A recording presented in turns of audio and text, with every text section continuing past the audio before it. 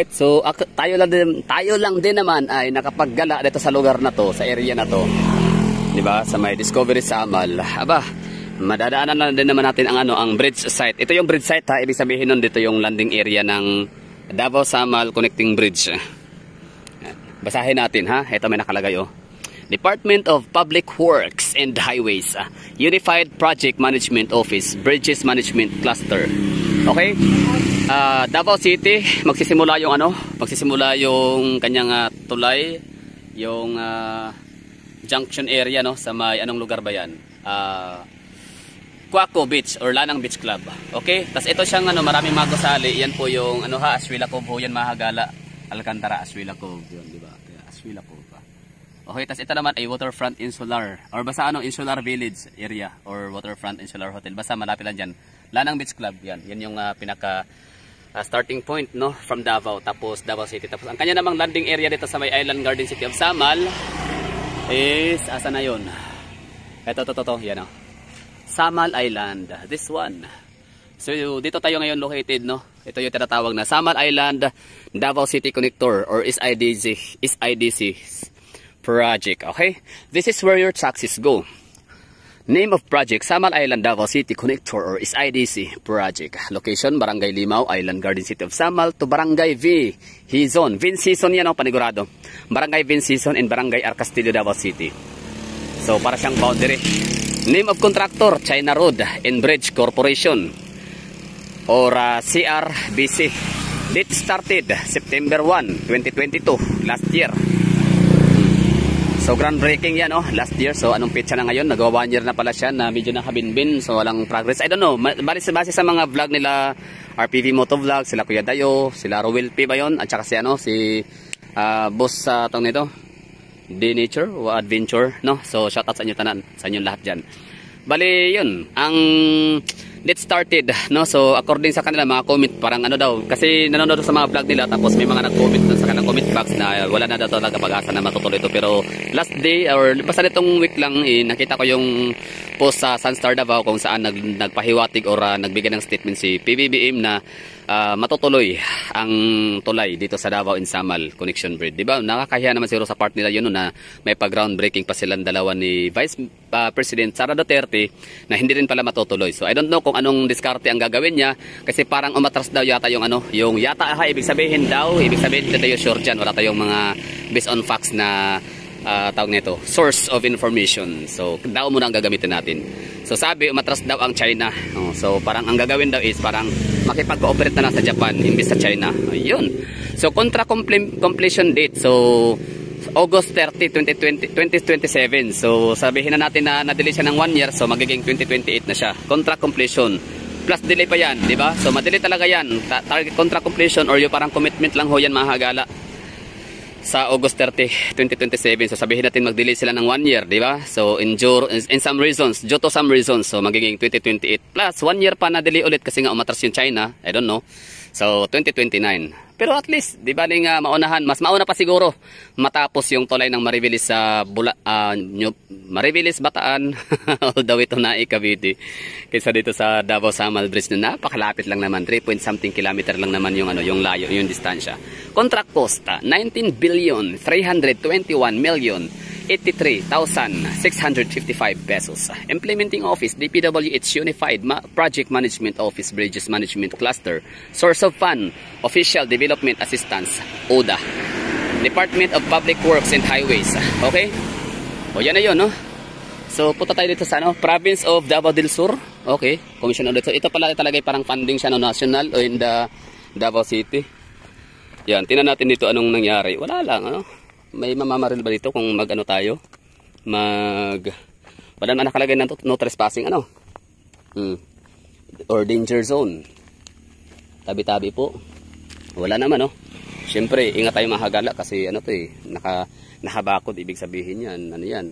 Trespassing ka talaga kapag papasukin mo to ng ng walang paalam, walang permission.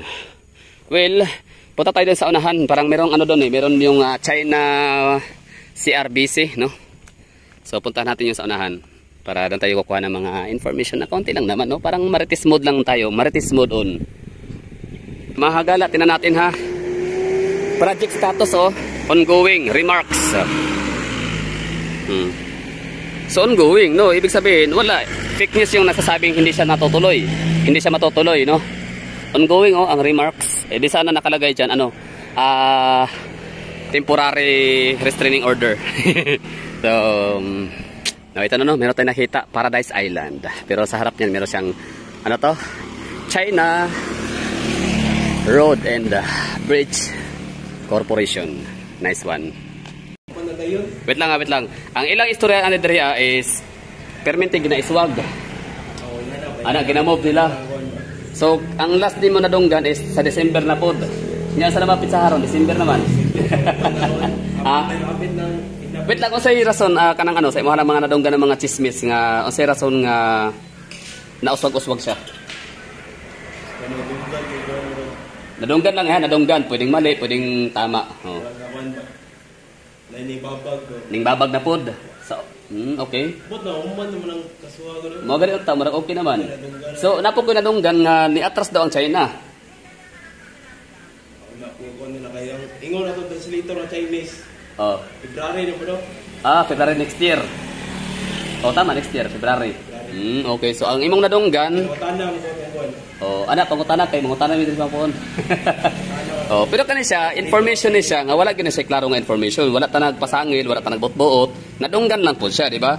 So bot pasabot kung yun na nadunggan, pwede i-verify sa sarili, di ba? So we're not spreading fake news and lies, kumbaga mo diri kuan lang kanang nadunggan lang ni kuya, nadunggan po nako, di ba? Sa nabasa na ko sa comment section manggod sa mga YouTube vlog is kanang niatras sa ganang China contractor, ito kaniyo si ano?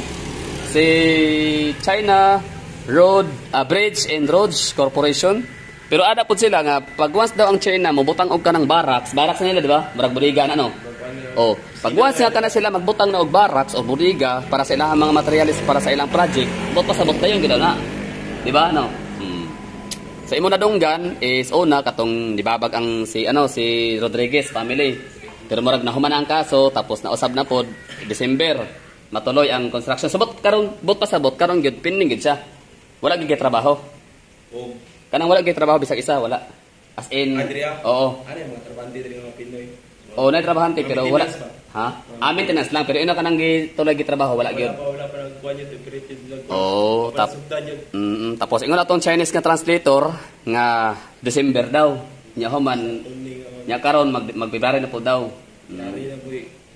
Bot pasabot at least balag badugay basta madayon no. Di ba? Tuloy. So according sa mga chismis sa mga nababasa ko sa sa comment section, yan o. Pag once daw ang Chinese is naglagay ng barracks, lagayan nito, lagayan ng mga equipment nila or mga materials para sa gagawing project ko nila. Ibig sabihin daw talaga yan, matutuloy yan, no? Hindi yan sila basta-basang mag-give up or madiskaril, no? Or pwedeng mahinto temporarily, no? Parang gano'n, temporary restraining order or mahinto muna. Pero tuloy-tuloy talaga yan, no? For example, ito, di ba? Oh, China Road and Bridge Corporation, Samal Island, Davao City, City Connector, SIDC project. So, mahagala, ito siya dito is, parang landing area dito, di ba? Landing area or parang ito na talaga yung lagayan ng mga equipment nila mga gamit para sa gagawin ng tulay. Tapos doon talaga yung yung bridge site, no, yung landing area, landing point ng tulay ng Samal and Davao from Vince Dizon and R. Castillo. Nice. Pero CRBC. Yan. China Road and Bridge Corporation. Ayan, so ito yung bodega, pinaka-warehouse talaga ng China Bridge and Roads Corporation, no? So dito rin matatagpuan yung mga equipment nila, mga gamit at saka yung barko daong yung galing sa China tapos dito dadalhin sa Pilipinas. Meron sila diyang pantalan, no? Temporary na parang daungan. Parking. Yan, kitang-kita yun sa Davao City, oh. Lanang district yan sa may tawag nito SM DC in the Davao Park District. Hello. So yung kanina pala doon sa napuntahan ko, hindi siya barracks pala. Yung una kong pinuntahan doon sa may nakalagay sa Paradise Island, harap lang ng entrance, yung may CRBC, kumbaga CBRC pala, China Bridge and Roads Corporation. So ito yung talagang pinaka ano nila, pinaka istakan, no? Istakan, lagayan ng mga equipment nila para gagawing ano, tulay ng China. Tapos yung doon kanina, ano yun, parang staff house, bank house nila, no? Doon sila natutulog. Uwian ng mga Chinese na mga empleyado, no? Mga trabahante. Tapos sabi ni Kuyang Guard, pupunta lang sila doon, parang sisilip-silip lang. Titingnan yung pantalan, yung tulay, siyempre, kahit may gwardya, talagang panigurado din na walang ano, walang baka ninakaw na ang tulay. baka binakal. Anyway, joke lang ho yung mga hagala, no? So gusto ko sanang pumunta doon sa may tulay, pero siyempre with due respect naman sa gwardya, baka matanggal, makulban o kaldero, di ba? So kawawa naman, wala tayong maibigay na trabaho kay kuya, di ba? So baka matanggal siya, no? Kung pwede tayong pupunta doon. Pwede naman siguro, pero ano, sabi ng gwardya, wag daw, baka makita ng Chinese, no? Tapos may pagka-stricto or iwan. Pero stricto o mabait, basta protocol talaga yan. Walang stricto dyan, no? Rules is rules. So bawal puntahan. Kaya nga may bakod, kaya nga may harang. Kasi ang purpose niyan para gated siya, no? Kaya nga may gwardya. Ano, Chip, no? Kaya kung pwede na siya sudlan rabi sa kinsa na lang, bisa pag vlogger o unsa pa, dapat wala gwardya, di ba? Usay pula sa gwardya dili, di ba? Ang gwardya means sila ang tagaharang. Ay asa ato sir, bawal dra kay ano naigit oh. Respeto sa git og sa gwardya. So yun lang, maraming salamat. Basta ang sabi, dalawang version, sabi ng gwardya nung kanina sa isa, do sa may bank house or staff house ng ano, mga Chinese. So may gwardya doon si Kuya, di ko lang papangalanan, no. Shout out. Sabi niya by ano daw, sabi December pero na-postpone ulit December, January na. So sabi niya doon is February daw, magsisimula na daw ulit, sure na daw yun. So dito naman si Kuya, iba naman na kanya yung version dito. Sabi niya is by January daw talaga first week magsisimula na magtrabaho, pero maaaring madili din yun. Ganoon naman talaga, no? Basta ang mahalaga dyan, pinakapunto ko dyan is pinaka-good news, matutuloy, no? Kumbaga it's better late than never. Sige, mamili kayo. Magreklamo kayo dyan dahil matagal na, no? Matagal tapos. Kasi may mga issue, hindi naman kasi pwedeng basa-basa lang sisimulan dire-diretso tuloy-tuloy, no?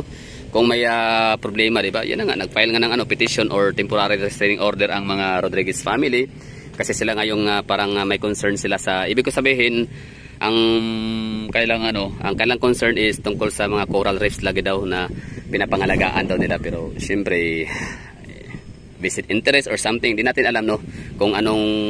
Kung gaano sila ka genuine sa kailang advocacy. So yun lang siguro, maraming salamat sa mga nanonood dyan. So yun lang ang may bibigay ko sa inyo information sa akin sarili at sa inyo, kasi maging ako man din talaga curious na ako ano bang ganap dito sa Davao Samal Connecting Bridge. So ang ganap dito, yun, hinto muna. Next year, see you. Bye bye.